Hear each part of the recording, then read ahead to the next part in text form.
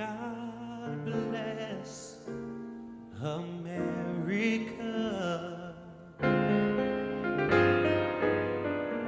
It's the land that I love. What the Lord was trying to teach us in that moment was, you are depending on everybody else except me. Mm-hmm. You're depending on the Yourself. church, you're depending on Mhm. yourself, you're depending on your friends, you're depending on everybody talents. but Yep. me. And so for 3.5 years, we learned that lesson. And it felt so hard while we were in that moment because we didn't have enough money to eat Yeah. or to pay rent or to do any of Right. those. But we also had a God who was loving enough to send people to our door and knock on our door and say, "Hey, we bought 2 Mhm. sets of groceries today." And, we just felt led to, buy some for you. Or we would get a check in the mail from, I have no idea why we're receiving this check, but it was Mhm. exactly enough to cover what needed to be covered for rent. Hello and welcome to Along the Way Life's Journey. I'm your host, Carl Buccellato. Today we have a really wonderful set of guests for you. One who has traveled a long journey through his life's varied venues, from a highly regarded singer, songwriter, band leader, and traveling on tour with one of the most famous female singers in the industry. But first, a reminder to subscribe and like so we can continue to bring you great guests like this and more podcasts. Our guest today is Joey Baham and his lovely wife, Stacy. They will be celebrating their 20th anniversary in March. Joey is a graduate of Hollywood School of the Performing Arts. He has had a successful career in music as a singer, owner of the Music Machine and Strike Five, well known to everyone. But Joey has always had a heart for worship music, and so he has been the worship leader for many very large churches, including Back to the Rock, Calvary Chapel of Fort Lauderdale. The couple are raising a blended family of 6 natural, adopted, and foster children, which consists of 5 girls and a little boy, ranging in age from 19 to 2 years old. Can you imagine that? An overwhelming task in and of itself. Please welcome Joey and Stacy Baham. Well, Hello, folks, and welcome to the show. hey there, Carl. Hey. Thank you. Thank you so much for having us, man. Well, I am so happy to have you on the show because I love to hear stories of people who are raising children and bringing forth new disciples for God in this world. To me, that is probably one of the most treasured jobs anyone could have. So, yes, Joe? Very true. Very true statement. It's one of the blessings that we get to enjoy together as husband and wife, just being a part. And as you say, it's discipling. And early on, I didn't see it as that, but that's exactly what it is. We are discipling the next generation, and we That's get to right. do it through our own children and through foster care as well. So it's exciting. What a wonderful thing. And then I know that you, as I said, you have a large family. You have a whole bunch of girls you're surrounded with, Joe. Do you ever get into the washroom? It's a whole bunch of ladies there. Rarely. So what's funny about that is every once in a while I'll come home and I need to go to the bathroom, and one of the children are in there taking a shower and using my bathroom. I'm like, why are they in my bathroom? Well, I But understand you have a large tract of land, don't you? yes, You live on. When I was a kid, we had a place out in what we used to call the country on Long Island. uh, That's when uh, Long Island was a country, but instead of a mhm. huge suburb. And we used to have, in addition to a house, we had this little thing called an outhouse. So what you're saying is, on the acreage that we have, I need to build an outhouse for myself. You need to and say this is for dad only. Oh, believe me, they'll take over that as well. Well, Okay, so if it's got running water and a mirror in there, they'll take over. If not, well, I'll be safe. that's the way of the world. That's the way of the world. Yeah. What we have to realize is every little girl is a princess, but Yes, indeed. we daddies make them that way. Let's Absolutely. call it the way it is. It's Yeah. true. Yeah. I know because I My fault, spoiled I know. mine. I know. I know. I truly know. Okay, so tell us a little bit about Joey and Stacy when you were growing up and your formative years, and then tell us a little bit more about this wonderful blended family of yours. So I grew up in Los Angeles, California, and I had been performing ever since the age of 4 years old. And so all I knew was the entertainment industry. And by the age of 19, I left California because I had gotten a recording contract in Florida. And so I ended up moving from California, where everybody thought the music industry was, but at that time, Florida was booming in the music industry because of the type of music they were putting out. My wife tells everybody that the For Lord me. called me to Florida to meet her and marry her. Works for me. Yeah, I believe that, and I agree with that. I didn't see it at the time, though. So anyway, I'm singing with this group, Strike Five, the group that you mentioned earlier, and we end up getting signed to a major label, and we're off on tour and doing all these things.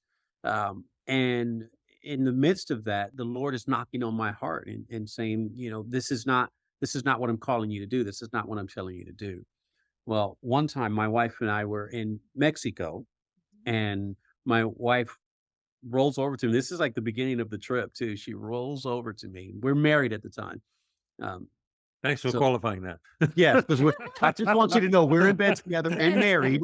I was Sacred saying thing. exactly standing up, so Yeah, and I'll so just let it rip. yeah, and go on. What did you say? Oh, I just looked at him like, because I was trying to do, and I was doing sweet innuendos because I didn't want to come out and say it, but I knew the Lord wanted Oh, me to say it, there and were finally it just bugs. went. I was being very passive aggressive, and finally God just took over my mouth and vomited it out for me because he knew I wouldn't do it, and he's like, just said, I don't think God wants you in this group and doing secular music anymore.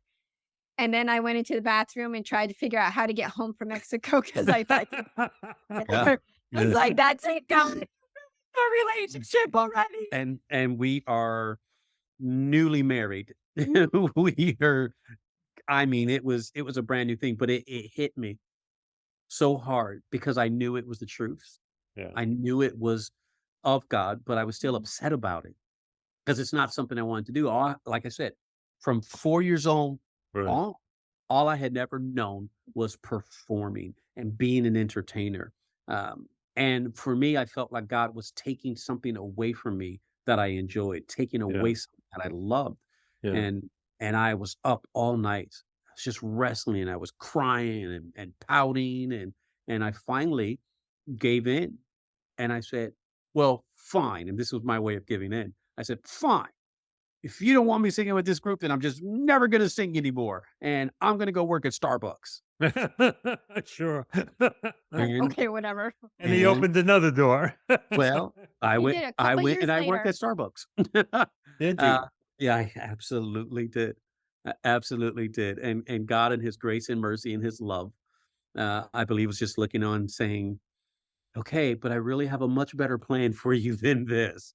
And so about a couple of years later was when um, Clay, the worship pastor at Calvary Chapel, Fort Right. Lauderdale, reached out to me and said, hey, man, can I have a conversation with you? I'd love to talk to you and love to talk to your wife. Um, and so we went and we met with him. And that's when he tells me, I know what you have been doing with your group. I know that you've been writing songs and producing and doing these type of things. Uh, I would love to see you take those gifts and talents and use them for the Lord. And you can use them right here at our church. And my wife looked at it and said, told you so. Meaning I told you God had a better plan for you Right. than this. And it has been a great plan ever since. The Well, Lord, the neatest thing about it was, Joey always wanted to, he thought in his heart and he was convinced that he could bring Jesus along with him and touch Yeah. the world in the Yeah. secular world with Yeah. that. Yeah. And he wanted to be famous so he could do that. And what was really neat is that God actually created a more venue of more popularity Yep. and quote unquote fame, doing with Calvary and doing all the things we're doing for the Lord. Yep. And I remember we had a newspaper thing that had him in the newspaper doing I think it was an Easter event at the stadium, and there was a write up, and Joey had a picture on it, and I said, you were running away from this to get famous, but you actually ended up being more famous Yep. in this with integrity Yeah. and And character that's the key. and Yeah. and truly honoring God in that. I, So, I wasn't ruining my reputation or my name by going the other way or God's name. or Yeah. the name of the Lord. Yeah. Absolutely. But I can imagine that was a difficult step to go, because when you have a profession that you're good at, and you're getting better and better and more attention, and you had a degree of success, and people. I mean, let's Absolutely. face it, you opened for Britney Spears, didn't you? Yeah. I mean Yeah. that. Absolutely. I didn't name her in the intro, but that's who we're talking about here. That's a world famous environment, and then to Absolutely. say to yourself, okay, I worked so hard to get here. Very few people get to this place, but Mhm. God wants me to do something else. There had to be some moments of, am I sure? Is it real? Does he really want me to do that? You know? Absolutely, and that's why I was saying, like, "Really? You want me to give up? This is the only thing I've ever known." In fact, I remember saying, "You created me to do this." Yeah. Which, Right. of course, that's not what he created me to do. No. He created me to worship Him. That's him, right. and That's and right. the gift and talents that he gave me, bring other people into his presence through the gift that he gave me, but I didn't see it that way at the Yeah. time. You know, a lot of people, and I won't take credit for this because at my ripe young age of 81, I just learned this. So I'll just say it. A lot of people, myself included, were not aware that the Psalms were written to be sung, that they were in fact songs from the scriptures, Exactly. you know, and when we think that songs and music came much later on with different instruments rather than just the voice worshiping God, we lose the fact that that's what it was about, worshiping God. It's exactly what what it it's was for, about. and Yep. it's still what it's about. Absolutely. Okay, so you started back and you came back to Calvary. You started with Calvary. You started your career as a worship leader, a singer, Mhm. and leading the groups in the choir. And I must say, having attended that church, you did a Mhm. marvelous job. Oh, The choir was fantastic, praise God. really fantastic. Great is thy faithfulness, O God, my Father. There is no shadow of turning with thee. Thou changes not, thy compassions, they fail not. As thou hast been, thou forever will be. 'Cause great is thy faithfulness, great is thy faithfulness. Morning by morning, new mercies I see. All I have needed, thy hand has always provided. Great is thy faithfulness, Lord, unto me. You guys sound so beautiful. Come on, sing this with us now. Summer and winter and springtime and harvest, sun, moon, and stars in their courses up above, join with all nature in manifold witness to thy great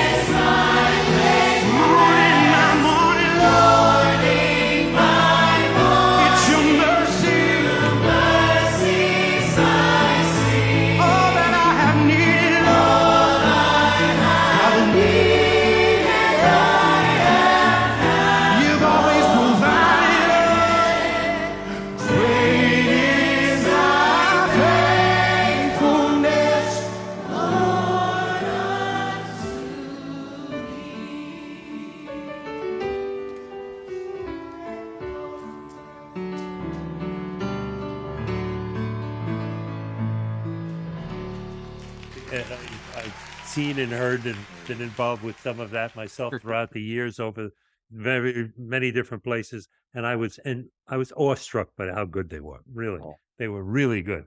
that's a And blessing to hear, man. Thank you. I think I say it. You take some credit for it, but I know that it's because you were there, willing as a vessel to teach other people, to guide them. That's what a shepherd does. We have the picture there of the shepherd. That's what a shepherd does. It leads and guides, and it goes in front, and it says, "Okay, you know my voice, follow me." And that's what your choir did. That's really what they did. Praise God. Yeah.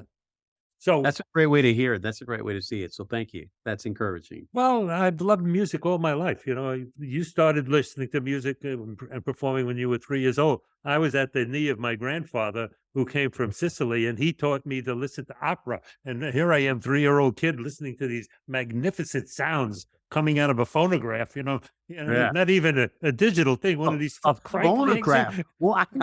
Hey, I'm an old man. You had this old crank up thing, a phonograph, and it had a big horn and a big plate that you'd put down, and I'd listen That's to these wonderful. sounds that came out, and they touched my soul, and I didn't speak Italian. So it was just the sound of it that was Wow. reaching me, Oh, that's So great. I understand. I really understand the faithfulness of music, what it means. I Mhm. do understand that. Mhm. Look, Yeah. I'm talking too much. This is about you guys. Talk That's along. right. That's right. That's right. Okay. So that's kind of my life upbringing to meeting my wife. So I'll let her tell you what her passions were growing up and how they ended up working together. Yeah, we're the typical city boy meets farm girl. Mhm. So Uh-huh. I grew up in a farm in Connecticut, and until I was a teenager, and then we bounced around from place to place, and divorce and all that crazy stuff going from. But I ended up we had a horse farm, grew up with 300 acres, and if I wasn't studying and cleaning stalls, I was on top of my horse, and I was going to go to the Olympics, and I had big dreams and Mhm. lots of things to do. And I always had, I mean, my two biggest things were horses, and I loved kids, and I love special needs kids. And I've gotten in trouble in school a few times for defending special needs kids, picking fights, things like that. So I've always had a heart for the underdog. Still get in trouble for that. I still do. That's all right. Um, Stand up for what you believe in. Yeah. Yeah, Nothing right. wrong with that. So, Absolutely. but then I moved from kind of place to place from my 12 to 16, and did not have a very good very self-destructive teenage years, and did not know the Lord. My family does not know the Lord. So I was just a very self-destructive kiddo that got into a lot of trouble. And it was actually, and I really mean it, I really truly believe he only came to Florida for, actually even before, to meet me, to marry me, but even so to bring me to church, because when I was 17, I had just moved to South Florida, and I met this guy next door to the restaurant, and he's like, I said, "Oh yeah, I just moved here." And I always was drawn to church, in a Methodist church in Maryland, where I actually would like sneak out and go and do their little youth groups and things like that, because I liked it. I don't know why I liked it, but I was drawn to it. And so I was like, I'm trying to find one of those things here, and he brought me to Calvary. Yeah. And I didn't want to go because he's like, you have to leave a couple hours early because it's a big place. And I had social anxiety. Oh yeah. I used to have anxiety attacks in the cafeteria, so I did not like large crowds. And I was like, this guy is really cute, and it sounds like this is a cool place to go. So I went came. anyways, and I knew the moment I walked through those doors, it was exactly where I was supposed to be, because I did not have not one fear, not one anxious feeling that came up. And so Isn't that I, marvelous? gave my life to the Lord, and gone, full blown since then. Yep. So, and then our story met and had a colorful testimony. Mhm. We got married. So, yeah. Now we're now- married. Now we're bounced back. Yeah, 'cause Mhm. nothing else in my life was any of that Oh, exciting. yes. But So then we're married, and he leaves the group, and we have our first child, and our second child had a lot of medical issues, and she was our little miracle baby. And she was such a miracle. I looked at him and I said, you know what? God doesn't work miracles like that twice or over again and again. So that's it. I don't want to have any more babies. And which is what he was really preparing us, is to introduce us to I think what is my calling, and our calling Yeah. as a family to this day. I think he allowed that to happen so that we wouldn't just keep having our own babies. Yeah. So I think our youngest was 2 years old, and it was a foster weekend, and they did a big presentation with 4 kids up on the thing. Yeah. And I went home and I was like, we're supposed to do this. Yeah. She kept saying, we're supposed to do be this." foster parents. We're supposed to be foster parents. And I Yeah. said, no, we're not. We are not supposed to be foster parents. Yeah. I didn't get the I don't know letter in the what makes mail. you think that. Yeah. I didn't get the letter in the mail. Yeah. And That I is said, not my well, calling. I'm going to let you know that God told me, and God is not a schizophrenic God, Well, He Right. had ideas. So I think Yeah. you need to go pray about it and let me know, because I'm pretty clear it was God that told me that that's what we're Yeah. supposed to do. Yeah. And God just dropped kids and stories and situations in our lap where his heart just melted as he started meeting kiddos that were in that situation and people that were doing that calling. Absolutely. And we're like, we can do this, and we did it. So we became licensed, and that was in 06, 07. And in that period of time, 3 years of time, we had Was it- about 10, I think, little ones that came in. We did babies, and then we ended up adopting 2 of them.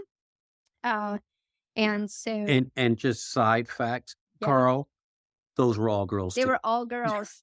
So the funny You thing, were, Yeah. I couldn't get a boy for the life of me. we couldn't, and it wasn't like we said we wanted it all. They just No. never worked out. Just- So we ended up with 1 boy at one time, and we were so excited. So we went to the store and bought all this boy stuff. Yeah. And they called us like 3 hours later saying, "Oh, we found his sister, and we're going to place him and take him away." So we never even had We them for a didn't, night. we didn't even get the boy. So for we it. only had girls this whole time. Mhm. And then after we adopted, we had to close our home because we didn't have any rooms left and couldn't meet it. And we needed to focus on the 4 that we had and focus on some of the wonderful things that come with fostering adoptive kids. They come with some pretty intense baggage. Yeah.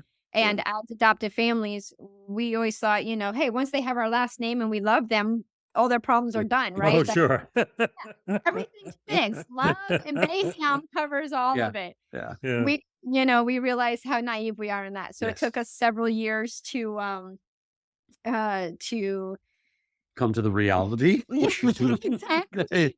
Yeah. to understand what it really means. Mm. And what's really cool is like that's why God adopts us. He doesn't adopt us fixed and stuff. Yeah. He adopts messes, you Yeah. know. So we adopt loving, wonderful messes. Absolutely. And so our life kind of twists, and we end up moving to Virginia and having some really God growing time. I Yes. became really sick for 3 years. Lost my ability to walk, lost my Oh, ability my. to talk, and I was really declining very quickly Yeah. downhill. And we're like, what's going on, God? We took this huge faith venture to Virginia, and we're doing all this stuff, and we have all these plans and dreams for you and to do these things, and nothing is coming out. And that's just where he basically wanted to rip both of our strength away from us and depend 100% on him. Yeah. I mean, it was like financial strength, health strength, Everything. everything. And what the Lord was trying to teach us in that moment was you are depending on everybody else except me. Mm-hmm. You're depending on Yourself. the church. You're depending on Mhm. yourself. You're depending on your friends. You're depending on Our everybody talents. but Yep. me. And so for 3.5 years, we learned that lesson. And it felt so hard while we were in that moment because we didn't have enough money to eat Yeah. or to pay rent or to do any of Right. those.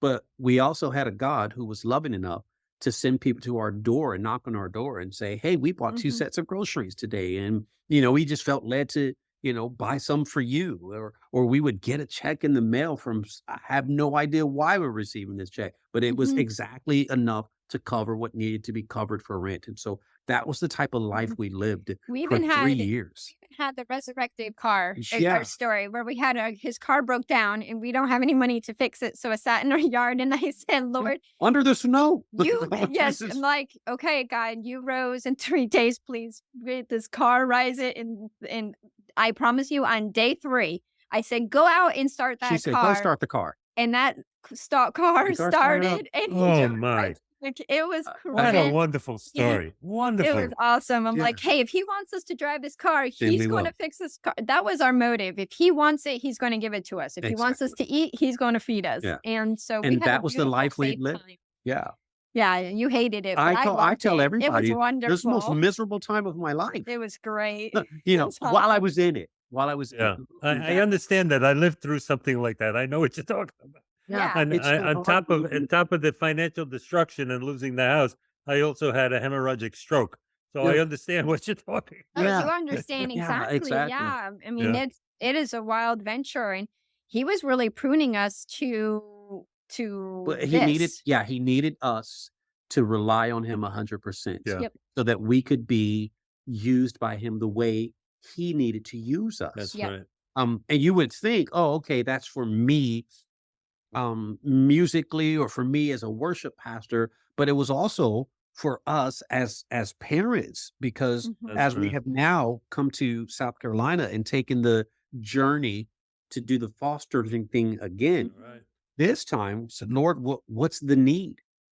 And the need out here was medically fragile children. Yeah. That's And how I we understand felt. you have one And that's special, yeah. is in and out of hospitals, and you've been. That's why we took so long in putting this show We- together, folks. Yeah. Because I mean, we've been and- planning this, 3 months for you? yeah, and I? something like that. Yeah. Something- So And every even- time I got to go, hey, I'm sorry he's back in the hospital. Hey, I'm Yep. sorry he's back in the hospital. Well, and even the little one that we just adopted in June, she is extremely medically fragile. Yeah.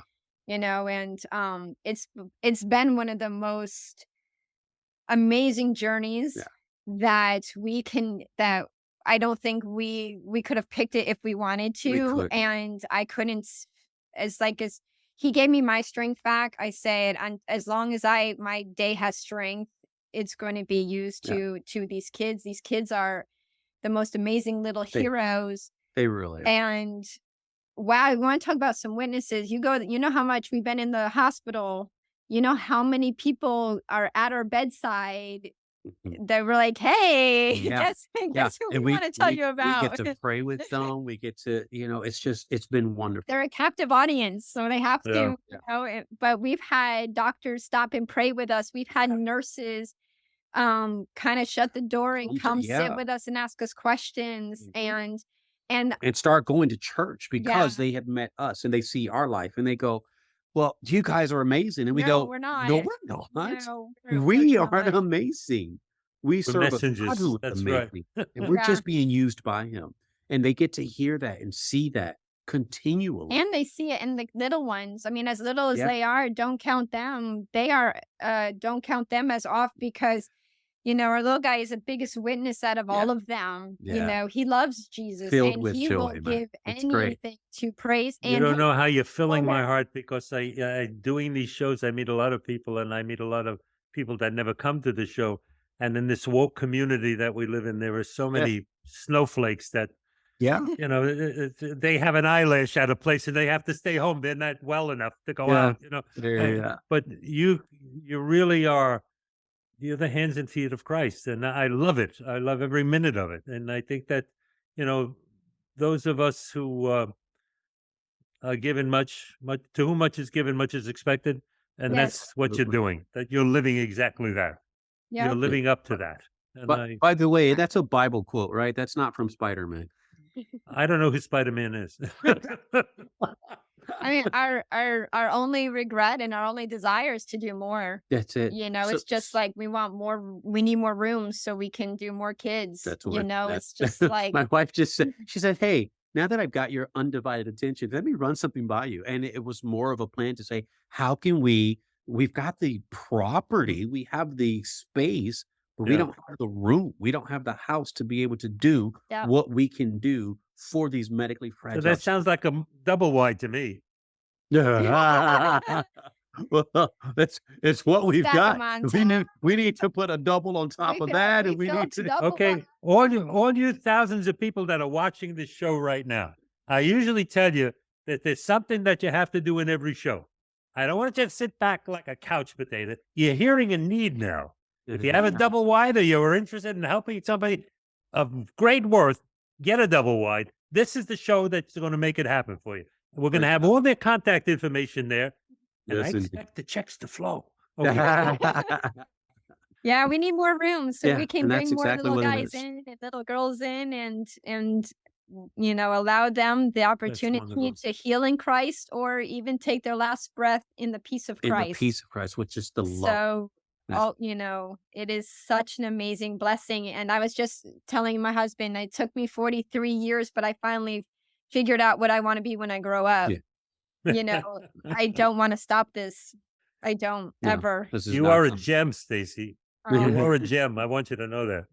I'm that coal that has to be like You got But you know what happens with coal when it's under pressure? Yeah, yes. Oh It yeah. becomes a diamond. it's exactly. Coal It's under gotta pressure break it. becomes a diamond. And and when I become that diamond, that's when I go to home to the Lord because Yeah. I'm done. Yeah. Right? That's it. We're That's all it. waiting for that.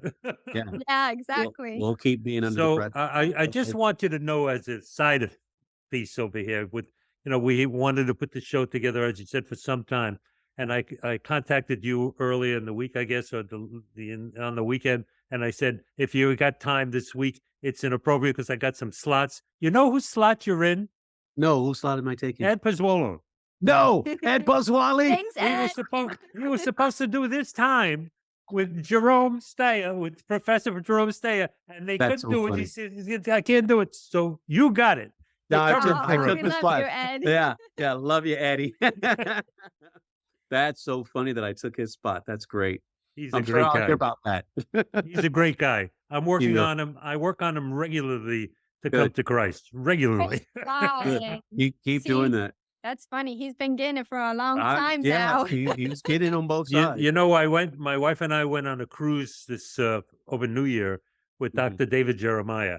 Oh, And wow. Dr. Jeremiah had this whole course that he was presenting on the cruise. So we got 2 sets, and I gave one to Ed, and he's reading it and listening to the tapes. And you know what? He will read and take all that information in. He is What such. we need to He's do is such. just He's allow such. his heart He's to be really a open. God-filled man, and he's so intellectual. He doesn't really get it yet that you can't have that kind of heart and Yeah. not have God in there. You can't. Right. Yeah. Exactly. It's impossible. there. It's there. He's just got to open up to it. I agree. Yeah. And I'm So praying that does happen. So we live.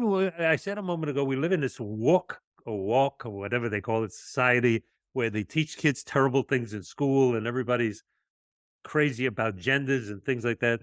And we know that there is only one answer to all of that.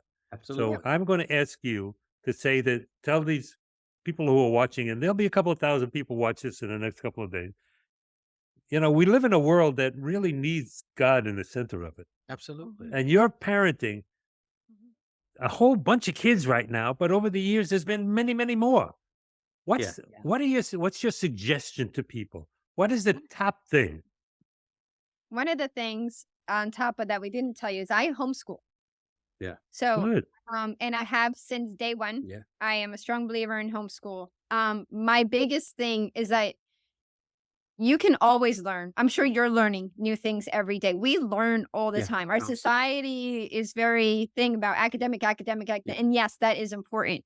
But we are strong in our family about character. Yeah. So Right. from day one, we build and we grow strong character because a person with moral values, a person with a good character can grow and have that discipline to want to learn.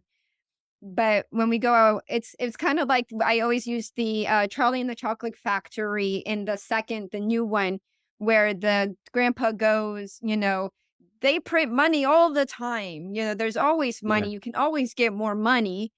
There's only 4 tickets. don't sell that ticket. And that's like, to me, the same thing. We have education after education after education other times. There's not that much character, nor is there not many years to instill good character on a child. So that to me and that to us, absolutely is. and I believe to God, is the most important thing to do in a child. And never say you can't. I didn't think I could homeschool. I didn't think I could homeschool 4 kids at the same time. I didn't think I could homeschool 4 kids plus a special needs and a medically fragile child. But you know what? You do it because I want my kids to be able to learn in freedom without the peer pressures of society. And let them learn and let their worldview be based on love and the grace of Christ. Amen. So I hope that Right. answers your question. Because That's is exactly what I want to answer. I don't need to add to that. No, It's you do, Joe. I want you to tell me, as a father and as a husband, as the head of your house, which is Yeah. a very, very big responsibility that God has put on you as the head It of the is. house. Okay, Absolutely. we live in a society that tears our children apart, tears our fiber of virtue apart, foundation apart. How do you stand there and say that? What do you say to men who are hearing this and saying, well, I can't talk out against this or I can't talk out against that because they won't like it? What do you First say of to all, I people? say you can. You can absolutely speak against it, especially when you know the truth. Right. And I even sit with a men's group every Tuesday morning at 6 a.m. We have these type of conversations. I meet another guy after that.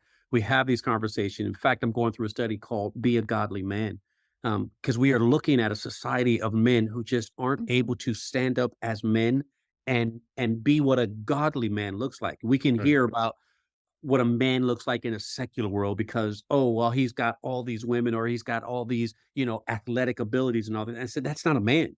Yeah. A man is able to express himself and show true love. And are we doing that? And that's what we have to be. And so when somebody comes against you and says, oh, we aren't allowed to say this against this person or against that person. Yes, we are. Yes, we are. At what point did we get to a place in society where we can't speak the truth anymore? The Right. truth is you are this, you are not that. Right. Exactly. You were created this way, not that way. And even in creation, when you were created, God said you were very good. We were fearfully and Very wonderfully made. good. And Fearfully, so but for you to turn wonderfully around and made. say, "Oh, I don't know if I'm this, I don't know if I'm that." No, yes, you are. But Yeah. we need to get back into, Yeah. and I say this, as gently as I can, but fathers need to get back into their family lives and take an active role in the family. An Absolutely. active role in Absolutely. the family, Have not to be there for them. be Absolutely. there. Yeah. Yeah. So You know, I have heard men say many, many times over the years, and I must admit that before I became an aware person, I probably said it myself, this whole machismo thing where you say, Lord, I would die for you. That's not what he wants. He wants us to live for him. He wants us to live in the example that he gives us, to stand up and be an example to others. Not to just, it's easy to die. It's tough to live. It's tough to be an example. That's the tough part. Very Okay. true, Carl. Very true. So I want to tell you both that this has been a wonderful, wonderful time for me.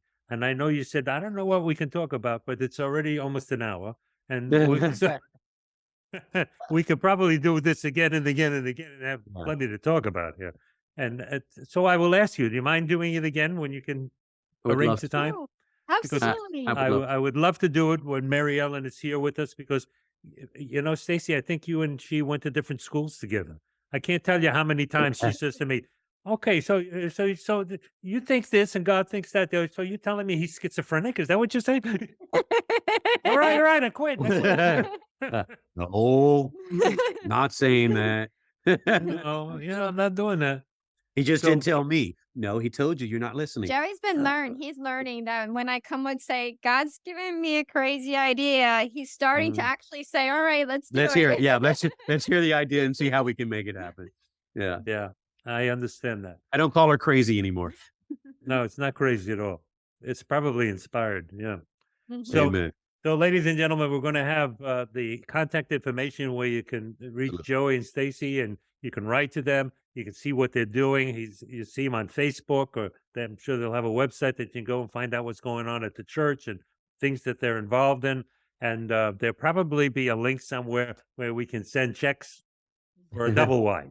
We want a nice one now. I'm very serious. They're laughing. I'm not laughing. I want to see those Look, checks. I'm praising God. I'd love to see it happen. Yeah. I do not. Yeah, In fact, I remember saying to my wife, "How's that going to happen?" She said, "God can do anything." I know He can. I'm really delighted we did this today. I really am. Carl, I'm so Thank glad we had the you. opportunity to do this, and I apologize that it took so long, but I'm Not so not happy necessary. that we were Patient. finally able to do it. Not necessary. So, ladies and gentlemen, I hope you enjoyed this show. I hope it resonated with you. You could tell it did with me. I mean, I'm an open book. When I like people and I like what I hear, I'm very open about it. You know when I hear it, okay? And I hope it's the same for you. I remind you, we do a new show every Wednesday morning. We bring forth guests like these lovely people who talk about the things in their lives that have turned them around and helped them to become more than they could be in and of themselves. And that's God's hand, leading us to be more than we can be of ourselves. So I tell you again, if there's anyone you know that would be a great guest for the show, write in, let us know. I'll ask Stacy if it's okay, and if it's okay, we'll have them on the show. But I want to tell you what I tell everybody. You have a unique story. I know you do. Everybody has their own story to tell, and no one can tell it like you can. Write it down. Tell your family. Tell your friends. Tell the people in your neighborhood. Because if you don't write it down, when it's too late, it's too late. And the world will not benefit by what you have to give them. We all learn from one another. And my final lesson today is what I tell you every week. You must be bored in hearing me saying it by now. Tell someone you love them today. Wrap your arms around them and tell them how important they are. Tell them you love them. I love you guys. Aw. Love you, man. Bye-bye. Thank Bye-bye.